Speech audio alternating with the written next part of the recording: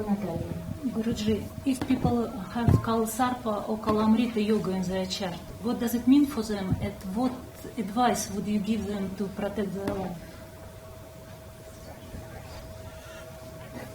Kaal Sarpa yoga is formed by the simple dictum.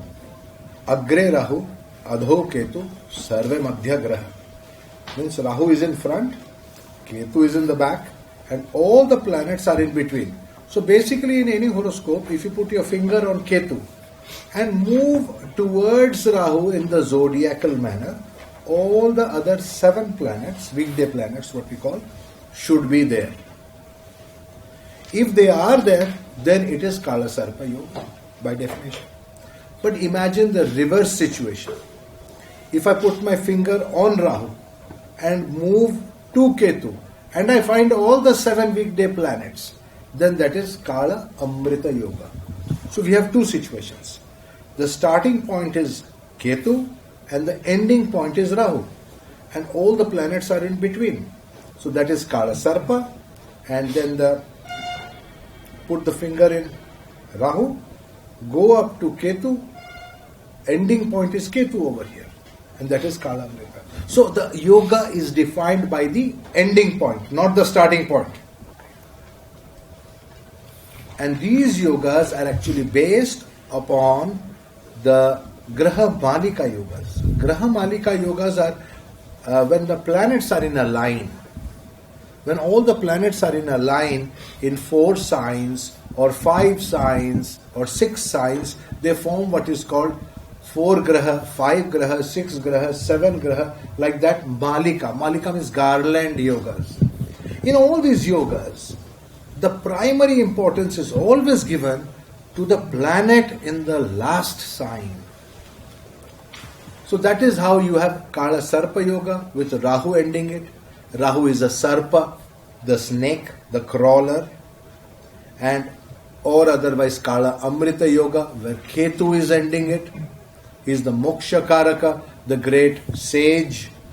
So he is the Rishi who is guiding like Narada or Ganesha, and then it could be some other planet for other yogas. So the question here is about the 2 yogas of Kaal Sarpa and Kaal Amrita. Now the remedy, the first fundamental remedy, before I forget other things, is given by the dictum, Kalo Chandi Vinayako. That is the dictum for that. Kalo means when the Kala yogas are there, like Kaal Sarpa, Kaal Amrita, or there could be other types of Kala yogas which you do not know about. In all of them, the principal ones are what? Kaal Sarpa and Kaal Amrita. So what did the dictum say? Kalo Chandi. That is for Kaal Sarpa, it is Chandi. Vinayako, for Kaal Amrita, it is Vinayaka. So the specific form of Durga, called Chandi, is the predominant devata of Kaal Sarpa yoga. Whereas the specific form of Ganesha, called Vinayaka, is the devata for Kaal Amrita yoga. So when people suffer from these yogas, it is very important to know in which house is the Kaal Sarpa ending. Is it ending in Lagna? Is it ending in second house? So which house is the Kaal Sarpa ending? So there can be 12 types of Kaal Sarpa yogas based upon the house in which the yoga is ending. Similarly, 12 types of Kaal Amrita yogas. And each of the 12 types of Kaal Sarpa yogas have a different name for the Sarpa. And each of these Sarpas have been described. And the remedies have also been described. But bear in mind, those are pujas that are to be done by priests. It is not that a normal person can do that puja. It is not possible.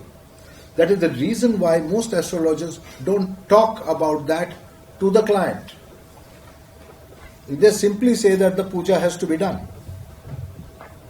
Now when you go to the qualified priest, you will have to show him the chart, or the astrologer will have to tell him which particular Sarpa has to be worshipped in the Kaal Sarpa. Similarly, in Kaal Amrita, based upon the place where Ketu is, Is Ketu in the first house? Then the Kala Amrita is ending in Lagna. Is it in second or third? Whichever house the Kala Amrita is ending, that house becomes the defining shape or defining form of Vinayaka, of Ganesha. So there are 12 forms of Ganesha.